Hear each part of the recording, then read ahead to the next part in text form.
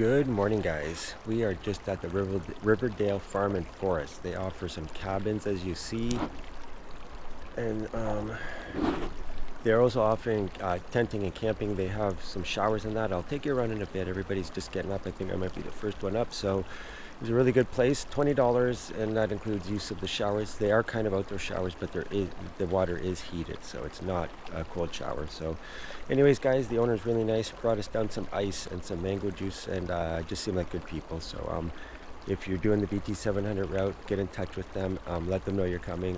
Very good people, so help them out.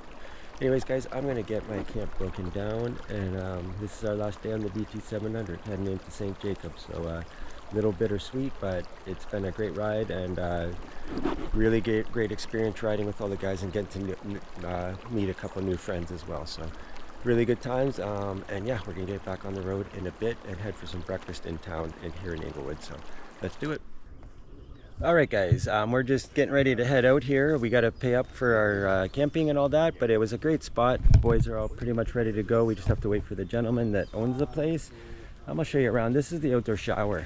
Just give you an idea. It's got hot water. It's got a propane tank, all that good stuff. It actually works pretty good. So don't judge a book by its cover type thing. And I'll take you on a quick walk over.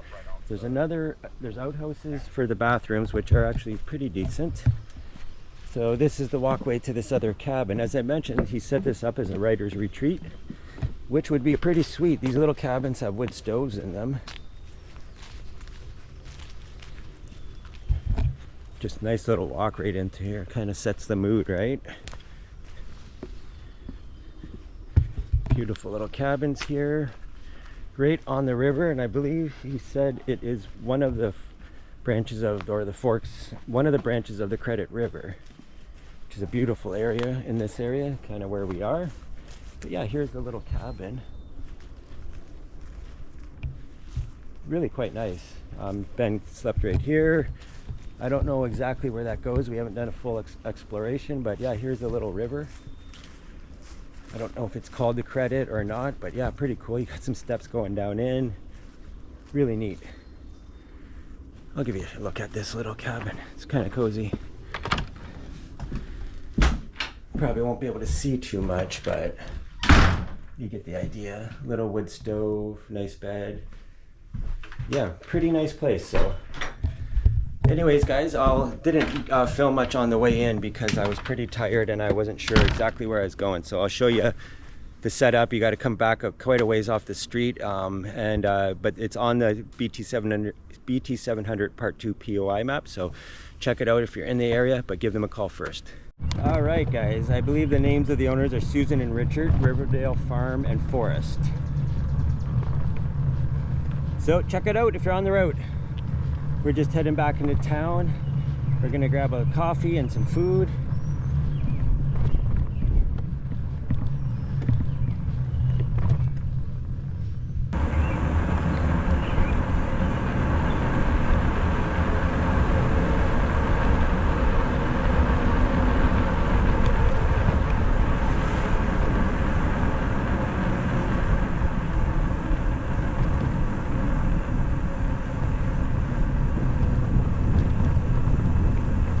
Very quiet little town.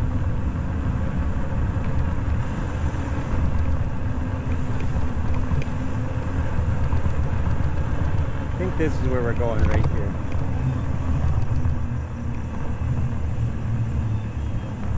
Yeah, Koi Wolf. They're probably not open for a couple more minutes. We are at the Koi Wolf Small Town Big Coffee.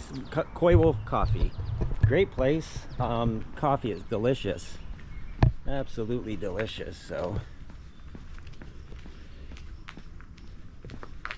and then this backspace is really nice. There's all the bikes looking nice and dirty,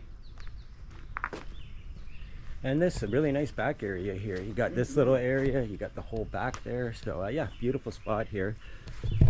So we're just gonna have something to eat and drink, and then we're gonna get on.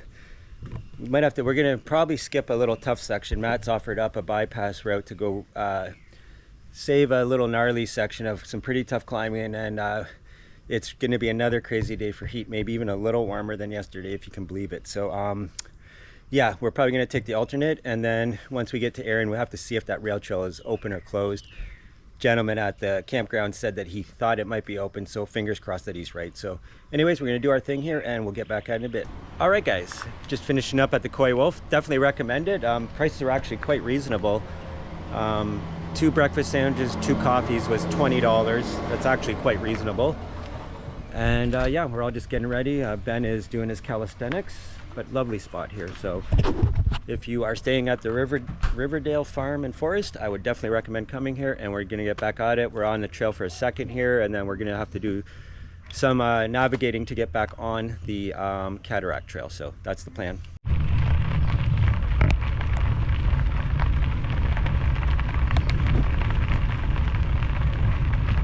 Wish we were on the rail trail the whole way, which we will be for a large majority of it, but I'm gonna be getting off this pretty quickly actually. I think the next crossroad maybe.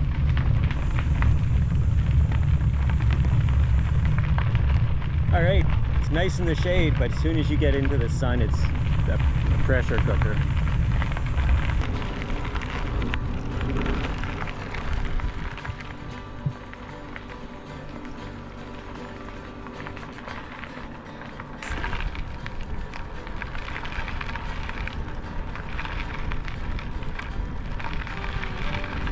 We're on Chinnagusi Road, or maybe that's the road that we're crossing, sorry. Trying to stay in the shade here. This road's closed back there, so there's no traffic.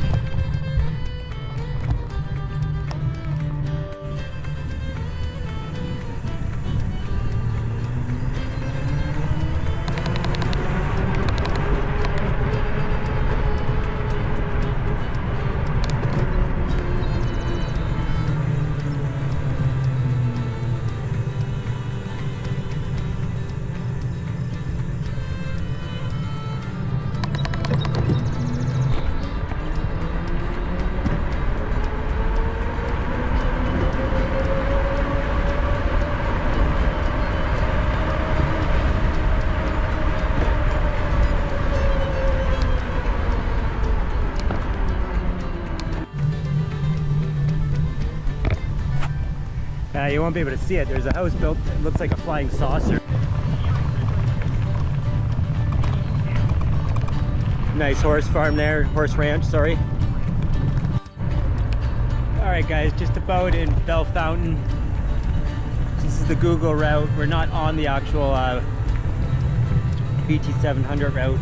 Oh, that breakfast is not sitting in my stomach very nicely. Just the heat. Nothing to do with the food really.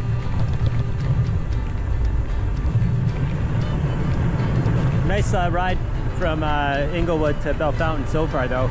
A little bit of climbing, nothing crazy. The heat's making everything seem a lot worse than it is. The shade is glorious though.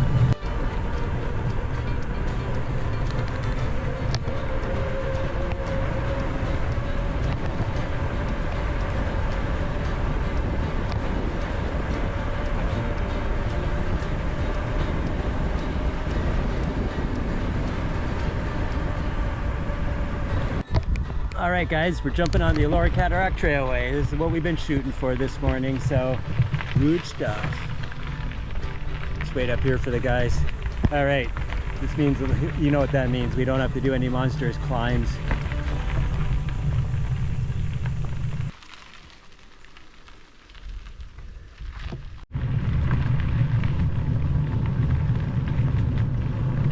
It's not too bad when you're in the shade like this. A little bit of a breeze.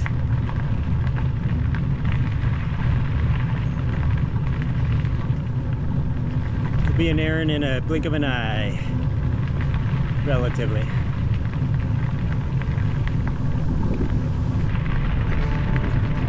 Got a bit of a headwind, but it's one of those days where you don't actually mind the headwind. Got a nice section here.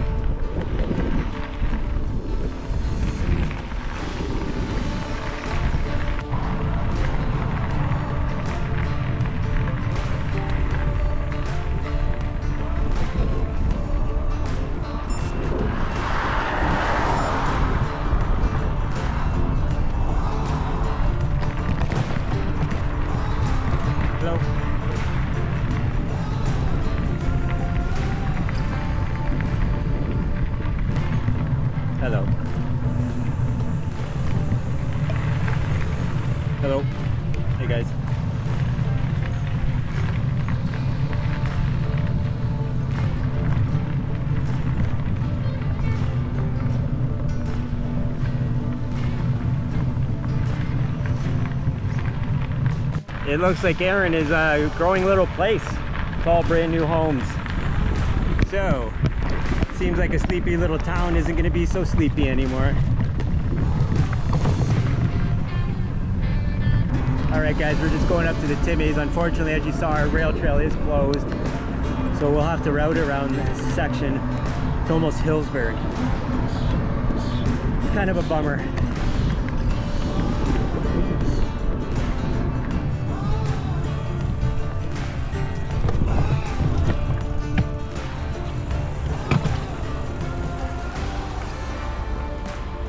Alright guys, a little stop here at the Timmies and Aaron, and we're gonna have to navigate our way around. It looks like the trail is closed, so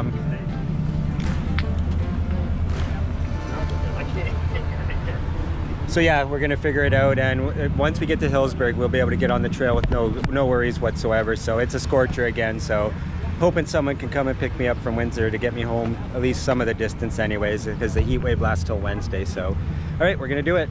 All right guys, we did jump on the trail. We went around this gate. You can see a lot of people have been going around, so if nothing, it'll skip a section of road for us, so we'll see what happens. So these are the gates that we're dealing with, but as you'll see, there's worn out walkarounds that people have done. So if the construction's not happening, I think we could get through, because they were actually working on the water system, not the actual trail. Last year we ran into the construction though, and that was the issue.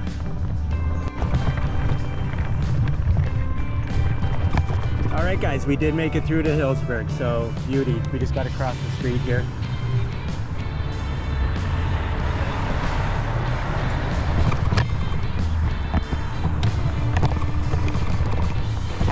Beautiful.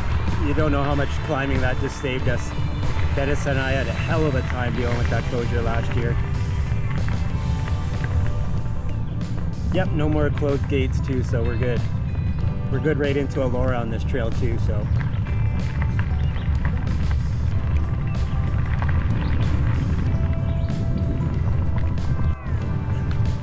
Yeah, obviously a lot of people were using it. What you do officially and what you do unofficially. Yeah. All right guys, just stopped off in this little community of Orton, O-R-T-O-N. We're about 50K from, or maybe less from St. Jacobs, so we're getting there, but the heat is pretty ridiculous. But we found this really sweet pavilion, I guess you could call it. And yeah, we took a little break here. All right guys, working along, heading towards Fergus is the next town, bigger town. And we'll be on to St. Jacobs. Well, we go through Elora as well, but as far as our final destination.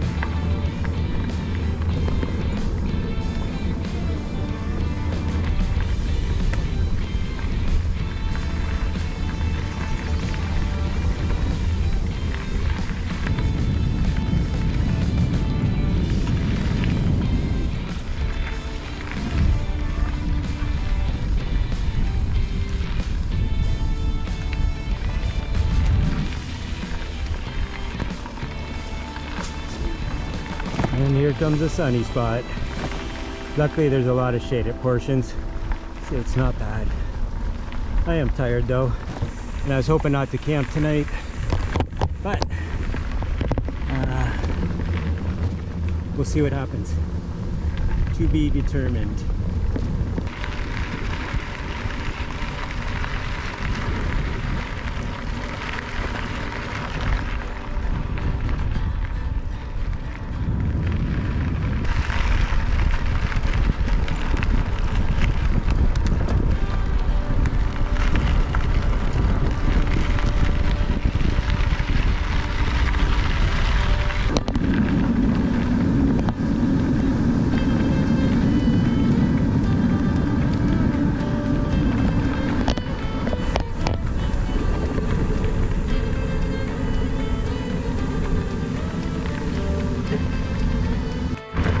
Guys, the spot we were on last year is pretty cool.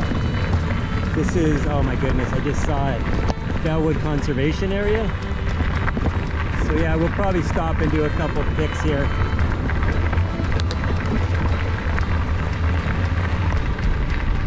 There's where they're damming up, holding the water. That's the reservoir. And then that's the river on the other side. Pretty good drop. Pretty significant dam, actually. The damn dam.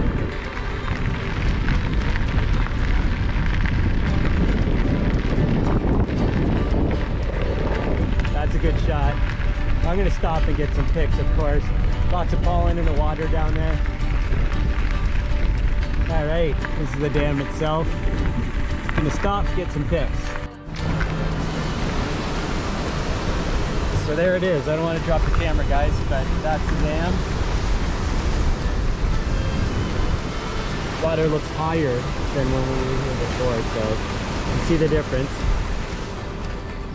And there you go. Quite the drop. Pretty significant dam, like I said. Anyways, just plugging along. We're just outside of Fergus, not too far from Fergus now. And then from Fergus, we're on down to Elora, and then about 20k into St. Jacobs. So it's a hot one. The heat's taken a lot out of me and everybody for the last couple of days. So we're just all kind of plugging away one pedal at a time, right? So yeah, that's what's going on. Brendan's over there. Boys are over here. How's everybody doing? Doing great, yep. Warm, but doing well. Everybody's a little hot, but hot and bothered. But yeah, doing not too bad. Let's get a good shot of Ben here with this backdrop behind him. There we go. Fantastic. Poster boy for the BT700 right there. All right, guys. Just wanted to stop and do a little of that. I'm gonna grab a pic and then we'll be on the way.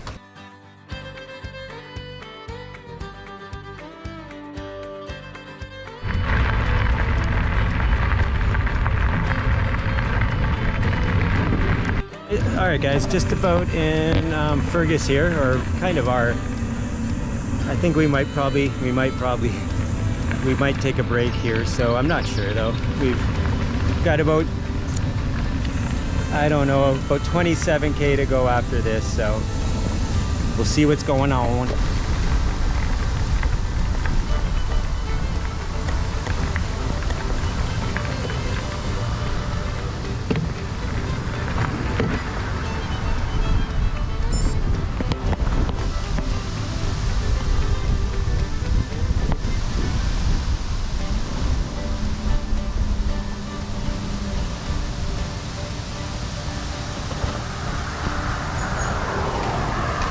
Where we stopped last year, or yeah, you and I used that bathroom over there. All right, guys, just in Fergus, we decided to head to Elora and we're going to stop at a Timmy's there, so that's the plan.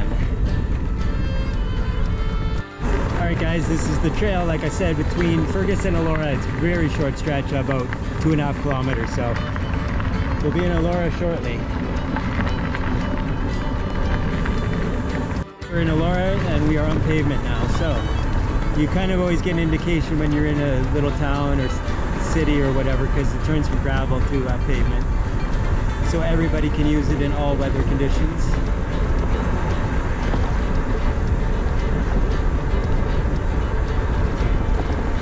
Oh, and then back to dirt, so maybe I was wrong, maybe just for that downhill section. Alright guys, we're in Elora. We were gonna have a nice shot of the city until this freaking truck monstrosity pulled out in front. We're gonna be turning left at this light up here.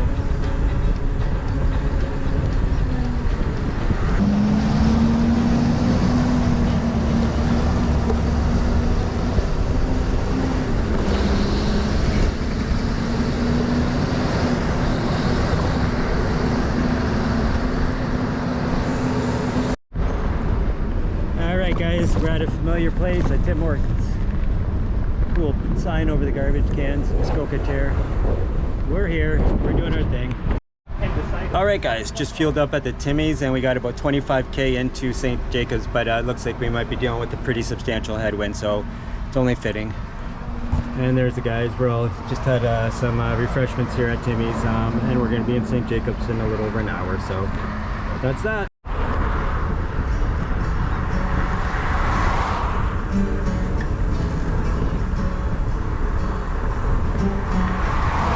All right guys, still plugging away here. making our way into St.Jacobs. Probably got about 12K to go, but it's all going to be on road, so nothing exciting. But we will be dropping into St.Jacobs and across the river, so of course you'll be right there with us. But this is what we're dealing with right in.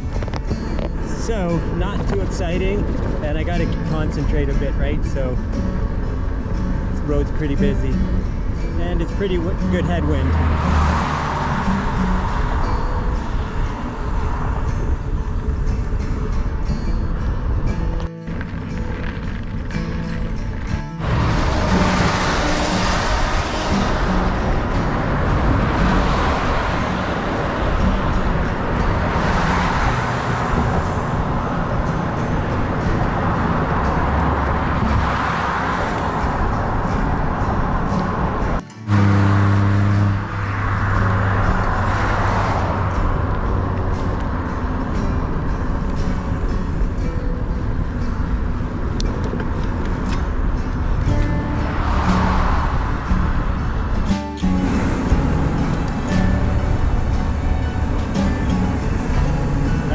This is it, rolling into St. Jacobs, another successful BT700. Gotta watch out for the horse shit though. Road apples as they call it.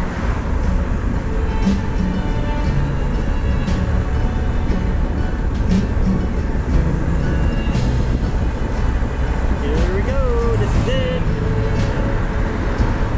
Another successful trip, guys. Great group of guys.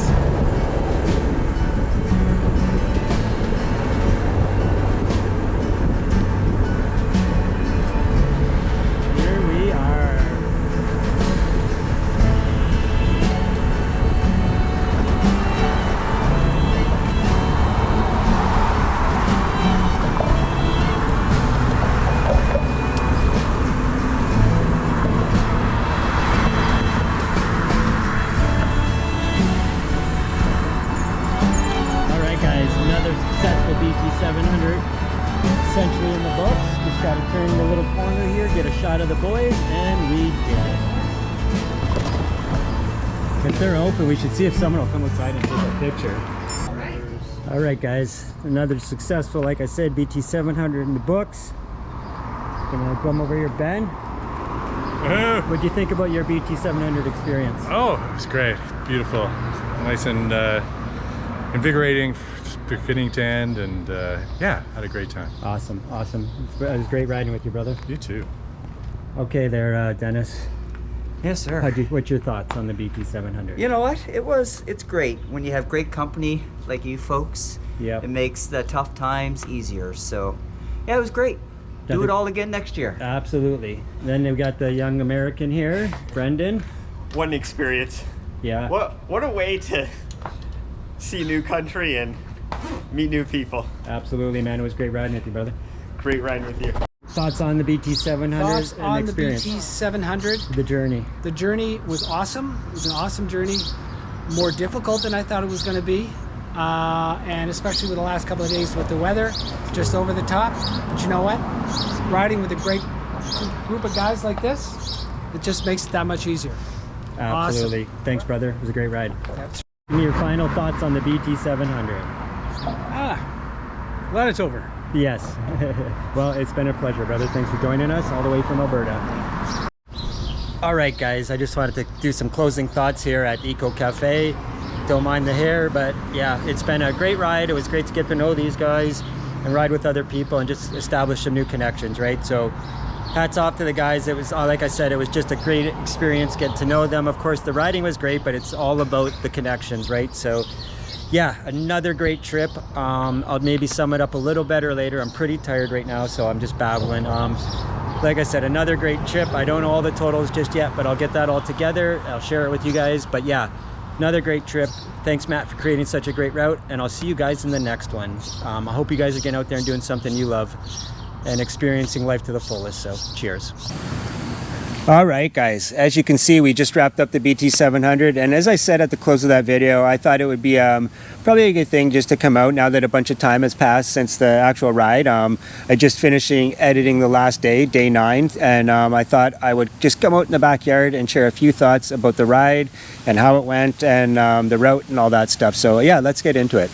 All right, guys. So as I said, as far as the route goes, first of all, I want to thank Matt Cady for creating the route. It was very adventurous this year, and I really enjoyed it. I thought there was a lot more spice in it than last year, and there was definitely some interesting sections. So anybody following my route can keep in mind that there's always ways to go around certain sections, and during the video I tried to highlight which sections are tough, so if you're following my route that you can go around them and mention where they are on the route. So but having said that, I really enjoyed it.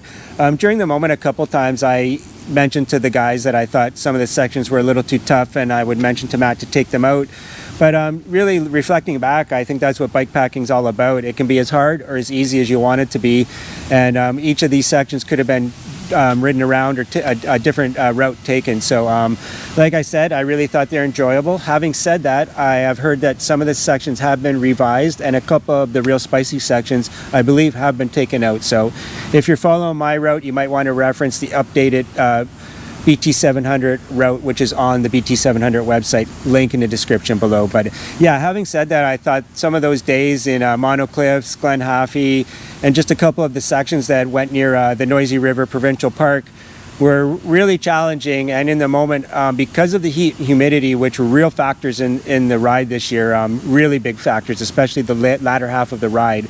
But nothing a route creator can do about heat and humidity, right? So, but it really added to the challenge of the section. So just keep all that in mind. But anybody that likes adventure and really likes adventurous bikepacking routes and is following my route would probably just want to stick to it and just tough it out. I really do, looking back, really did enjoy all those sections. So yeah, really enjoyable route this year. Heat and humidity were definitely a factor. So but anybody looking for adventure, like I said, should check out the route and give yourself I would say between 7 to 10 days, just depending on how quick you want to do it. Of course, if you want to race, you can do it quicker. I think the record is two days and some change. So yeah, it's doable very quickly, but I would recommend leaving about 7 to 10 days to do it. So really though, for me, again, you know, like I said, route was awesome, very adventurous and all that.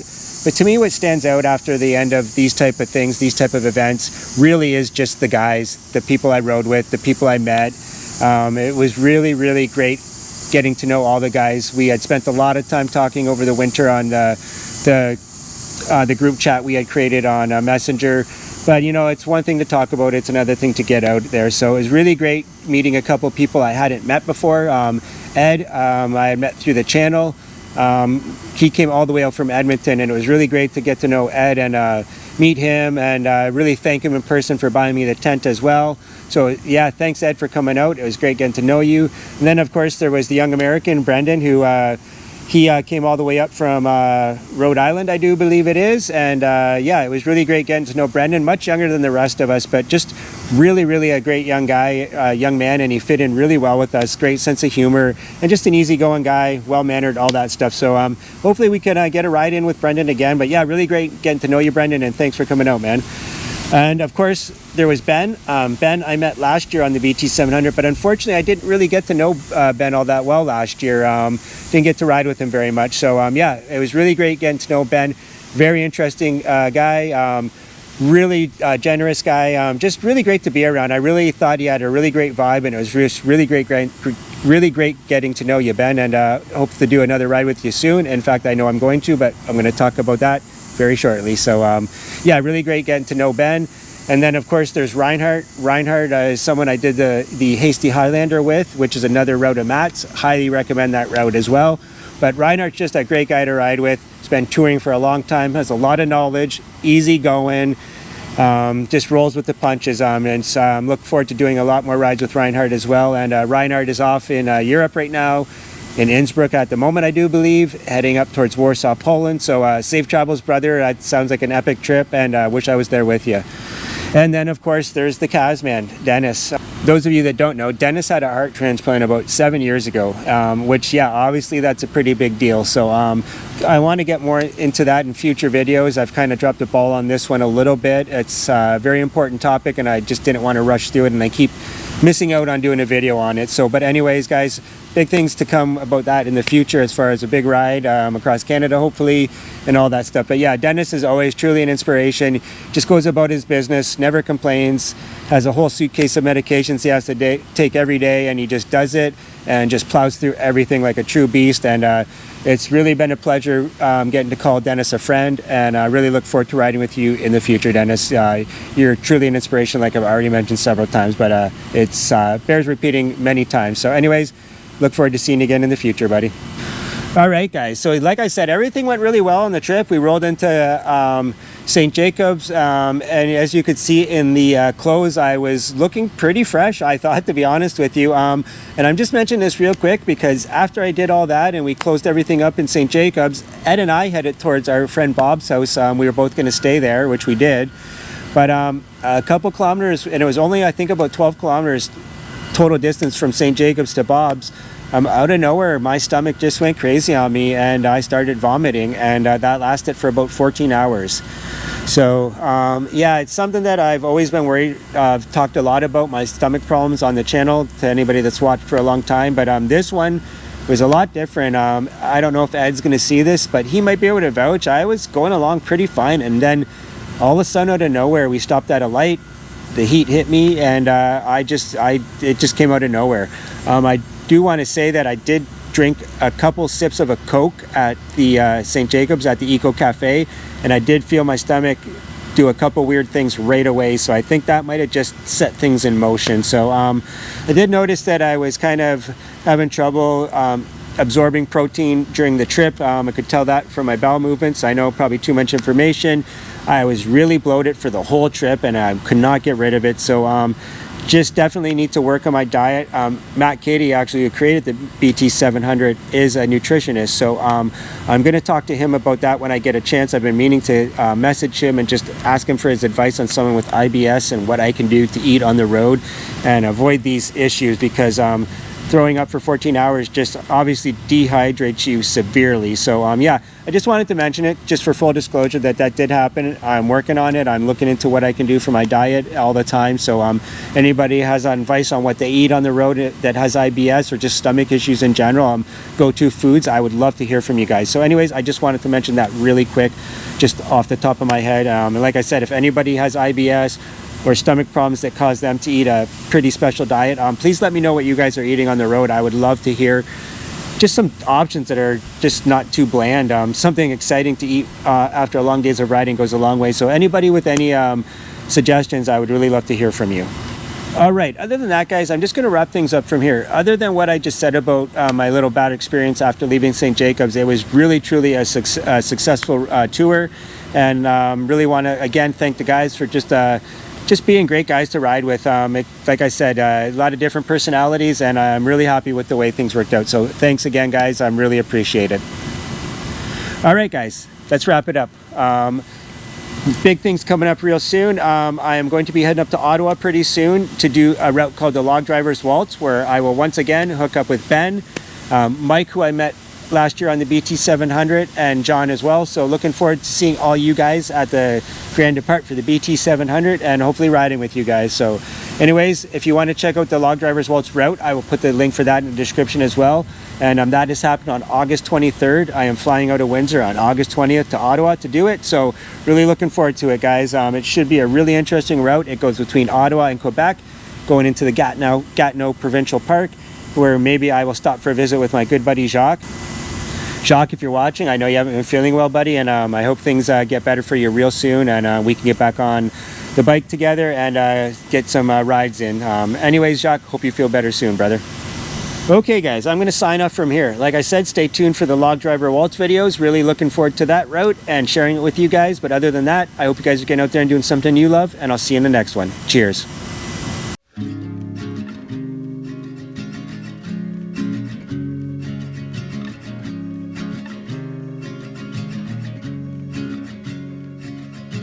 Country lanes and coastal plains, endless views that we're passing through, making our way to a distant place, just us two.